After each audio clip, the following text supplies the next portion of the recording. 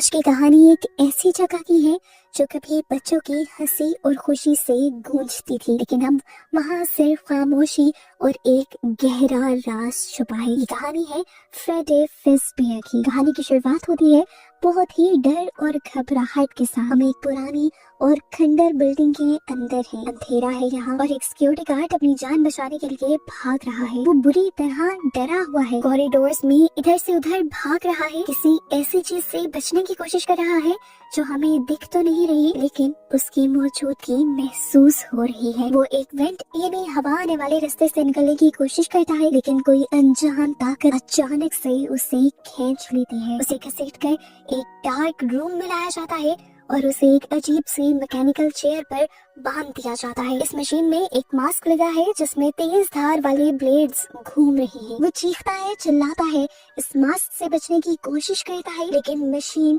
मुंह उसका बंद कर देती है और फिर सब कुछ शांत हो जाता है।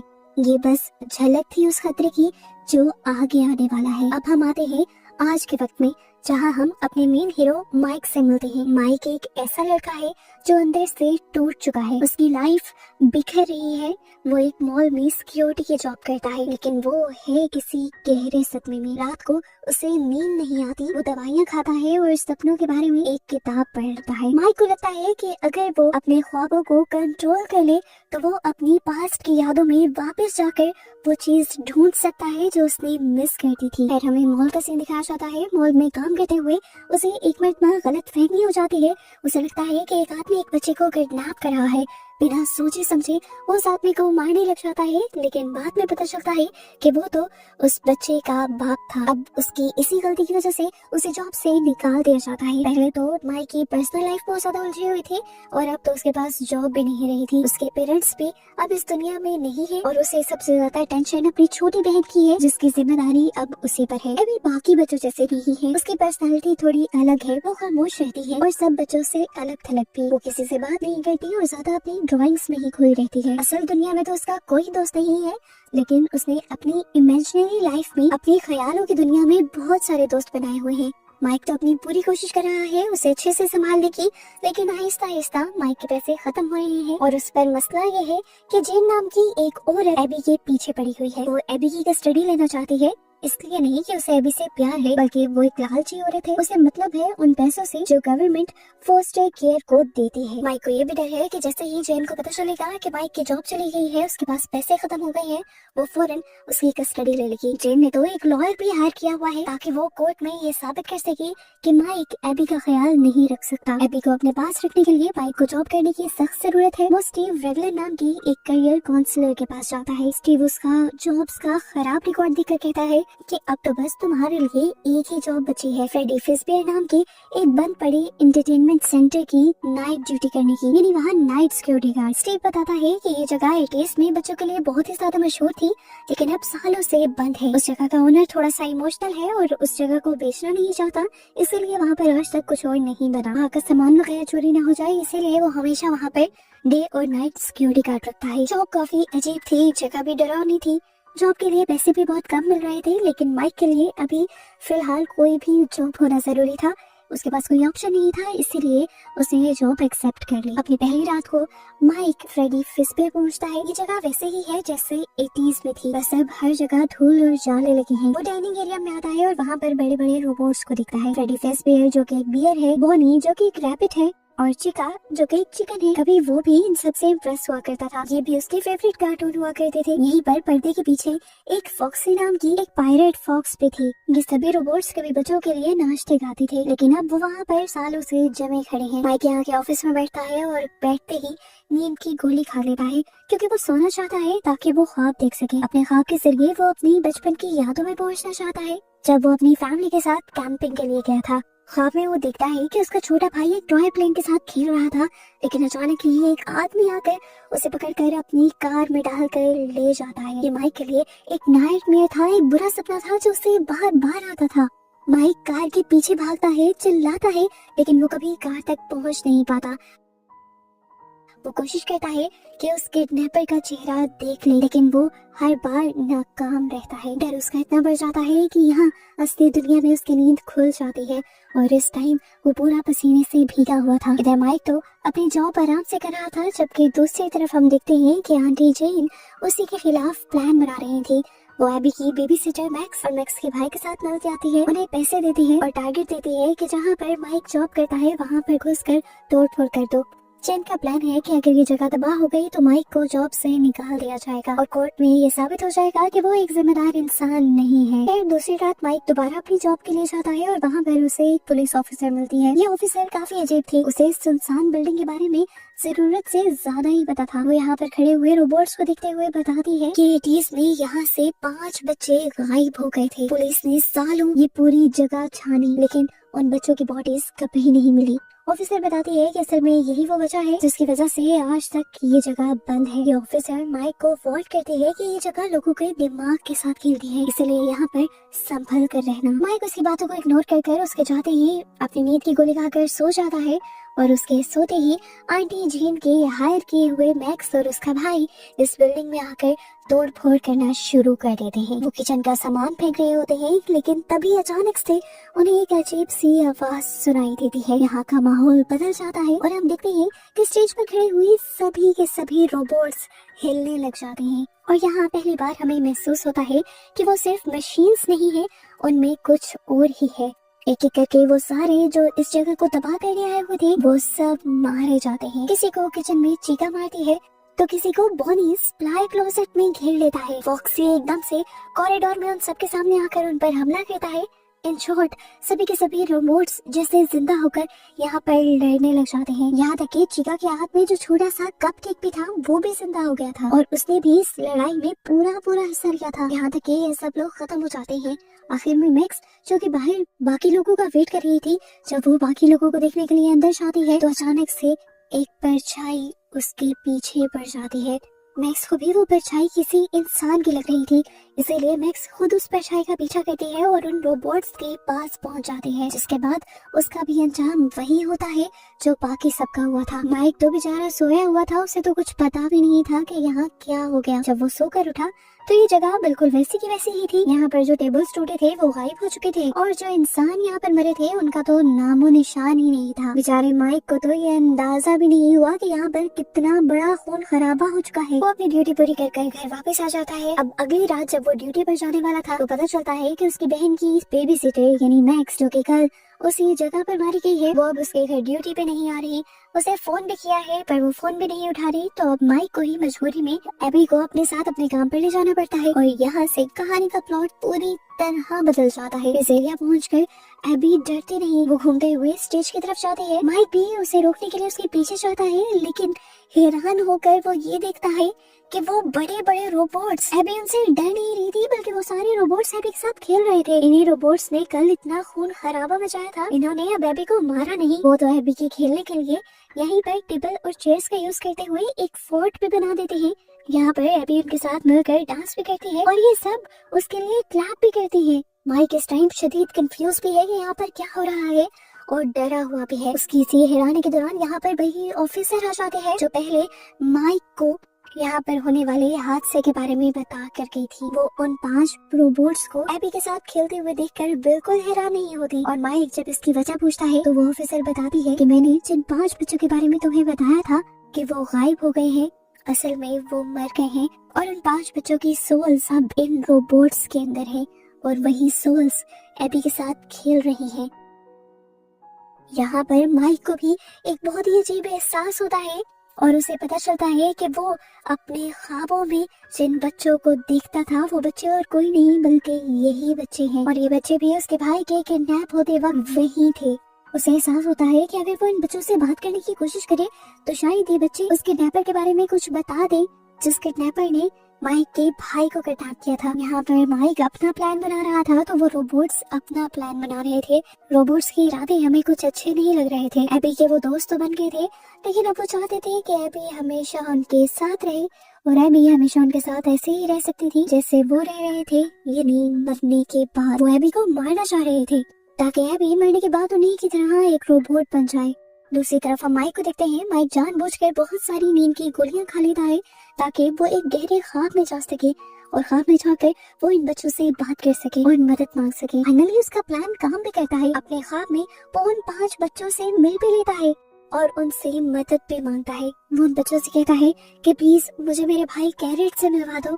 वो बच्चों की सोल्स माइक की बात मान जाती है, लेकिन उसके सामने उससे पहले एक शर्त रख देती है कि तुम यहाँ इस ख्वाब में अपने भाई के साथ हमेशा रह सकते हो, बल्कि वैसे ही जैसे तुम उसे याद करते हो, लेकिन बदले में हमें एबी चाहिए। माइक जो अपने भाई के गम में पागल था, उसे समझ ही नहीं आती कि एबी भी उसकी बहन है और अपने भाई के मिलने की खुशी में वो एबी की कुर्बानी के लिए मान जाता है और हाँ कह देता है। लेकिन अगले ही पल उसे एहसास हो जाता है कि उसे ऐसा नहीं करना चाहिए था। वो चिल्लाता है, नहीं नहीं, ये सब वापस ले लो, मैं अपने भाई से नहीं मिलना चाहता।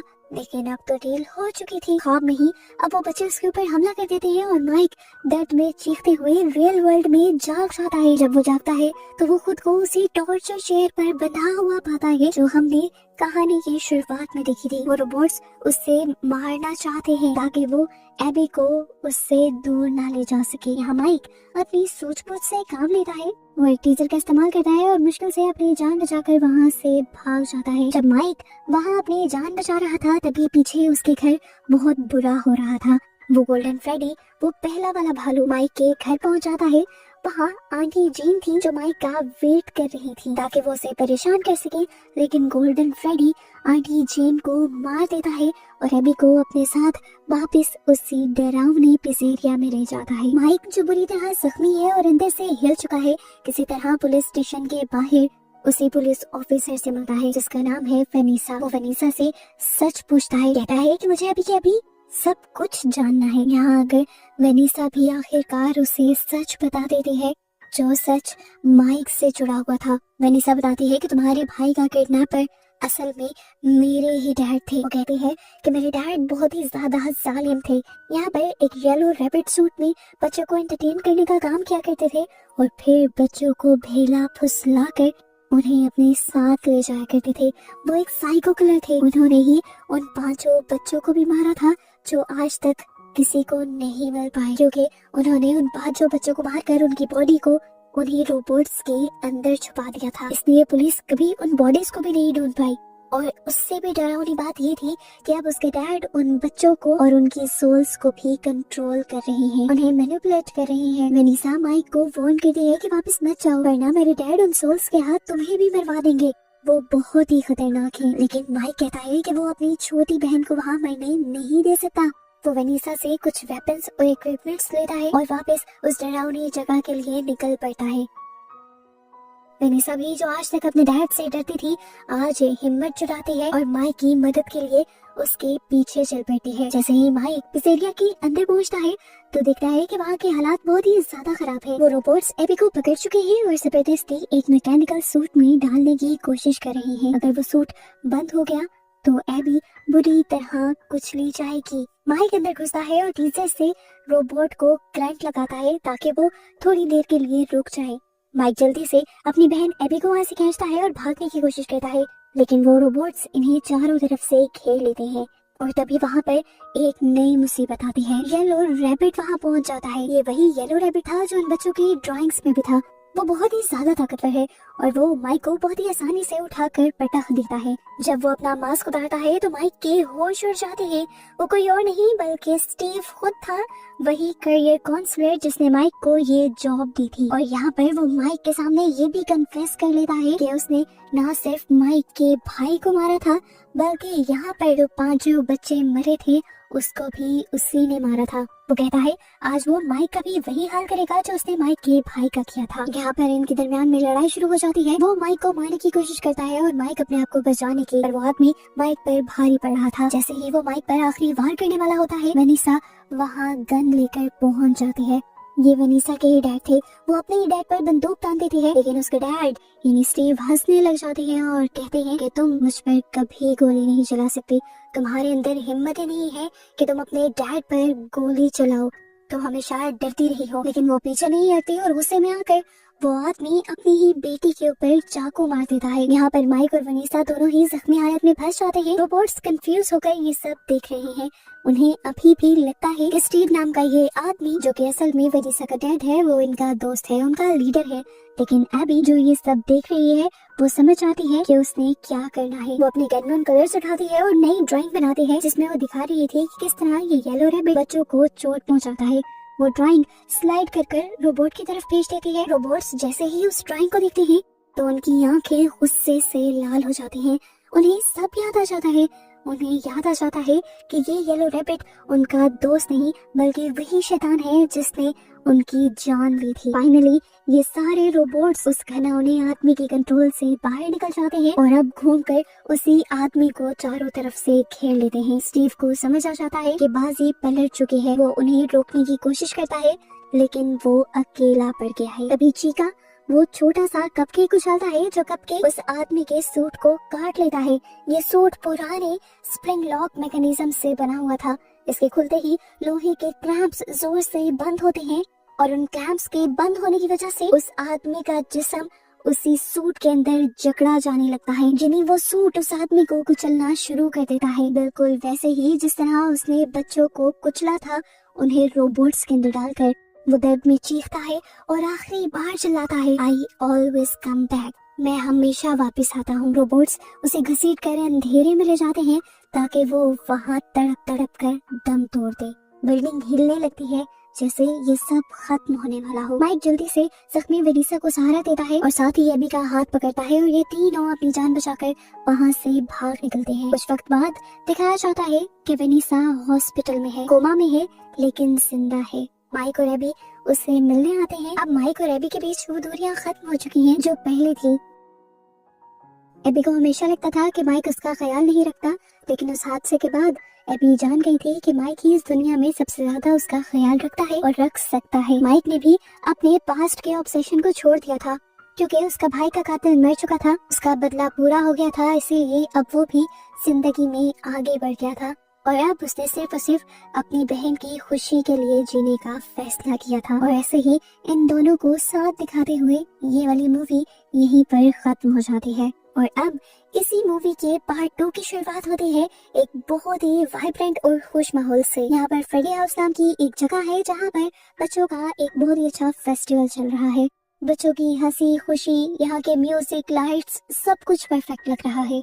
पर इसी भीड़ में एक छोटी बच्ची है शार्लेट। शार्लेट बाकी बच्चों की तरह एंजॉय नहीं कर रही, उसकी नजर कहीं और है। उसे कुछ अजीब महसूस हो रहा है।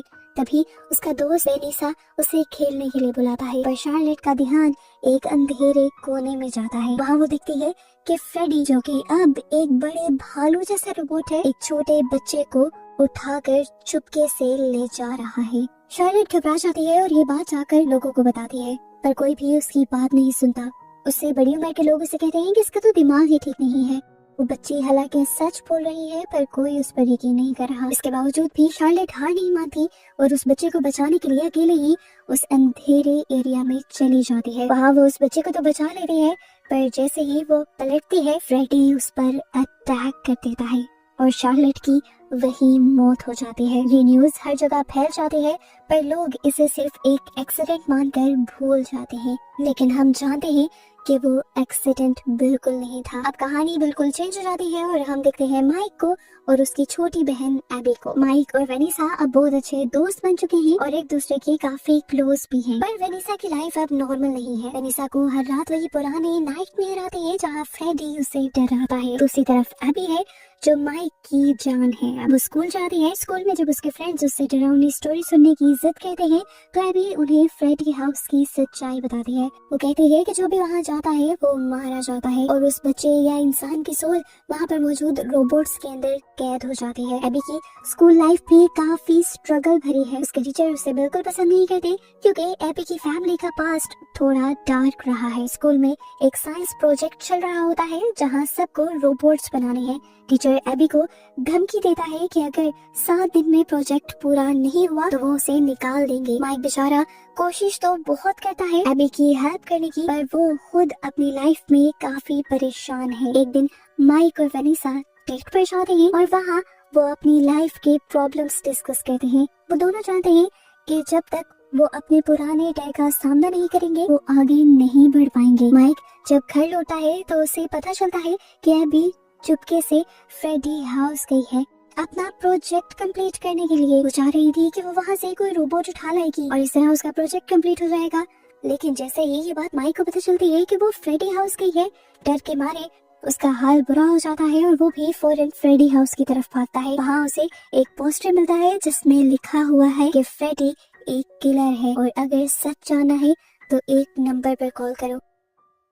माइक एबी को लेकर घर तो आ जाता है, पर उसे अब ये भी समझ आ गया है कि कुछ तो बहुत ही गलत हो रहा है। अब स्टोरी में एंट्री होती है कुछ यंग टीन एजर्स की, जो सिर्फ सोशल मीडिया पर फेम पाने के लिए फ्रेडी हाउस में घुस जाते हैं। उन्हें लगता है कि वीडियो बनाएंगे तो वायरल हो जाएंगे, पर उन्हें नहीं पता था कि वो अपनी मौत को दावत दे रहे हैं। वहाँ लिसा नाम की एक लड़की को एक म्यूजिक बॉक्स मिलता है जो बहुत ही ज्यादा पुराना है। जैसे ही वो उसे बचाती है, यहाँ रखा हुआ एक बड़ा सा बॉक्स हिलने लगता है और उसमें से निकलता है मैरोनेट, एक ऐसा खिलौना है जो दिखने में तो इनोसेंट है पर है बहुत ही खतरनाक। मैरोनेट लिसा पर अटैक कर देता है और देखते ही देखते वहाँ पर खून की नदियाँ बहने लग जाती हैं। एक लड़का पानी में गिर जाता है जहाँ छोटे छोटे पुतले उससे मार डालते हैं। इन सब के पीछे मिशेल नाम का एक लड़का था जो चाहता था कि ये रोबोट्स फिर से जिंदा हो जाएं और इसीलिए उसे सोल्स की जरूरत थी।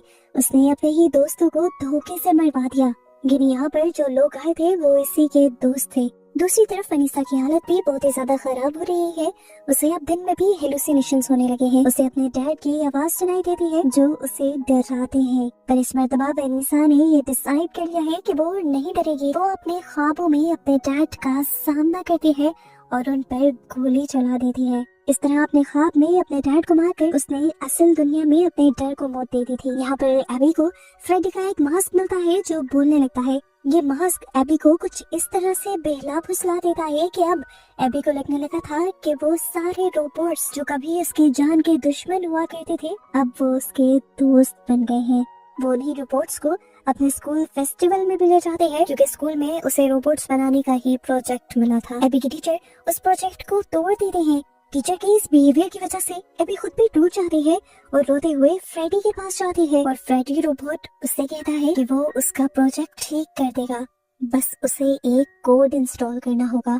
मासूम एबी उसका बताया कोड डाल देती है, पर दरअसल वो कोड रोबोट्स को आजाद करने का एक रास्ता था। एबी के कोड डालते ही वो सारे खूनी रोबोट्स अब आजाद हो चुके हैं। माइक को तभी शार्लेट के डैड मिलते हैं। वो माइक को वही म्यूजिक बॉक्स देते हैं और माइक से वो एक अजीब सी बात कहते हैं कि ये म्यूजिक बॉक्स उन रोबोट्स को शांत कर सकता है। माइक उनकी अजीब बात सुनकर फौरन समझ गया था कि एबी ने कुछ गलती कर दी है और उसने गलती से उन रोबोट्स को फ्री कर दिया है। इधर फ्रेडी स्कूल पहुंच जाता है और क्योंकि इस टाइम वो एबी का दोस्त बनकर आया है तो एबी के बदले तो जरूर लेगा।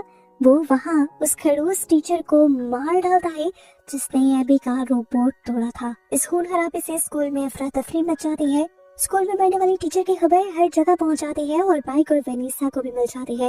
वो भी फौरन स्कूल पहुंचते हैं और वेनिसा आकर इन रोबोट्स को देखती है और उसे पता चल जाता है कि मशीन्स के अंदर जो पहले सोल्स थी वो दोबारा जिंदा हो गई हैं। या कह लें कि पहले वो इन रोबोट्स के अंदर से चली गई थी और अब वो सोल्स दोबारा इन्हीं रोबोट्स में आ गई हैं।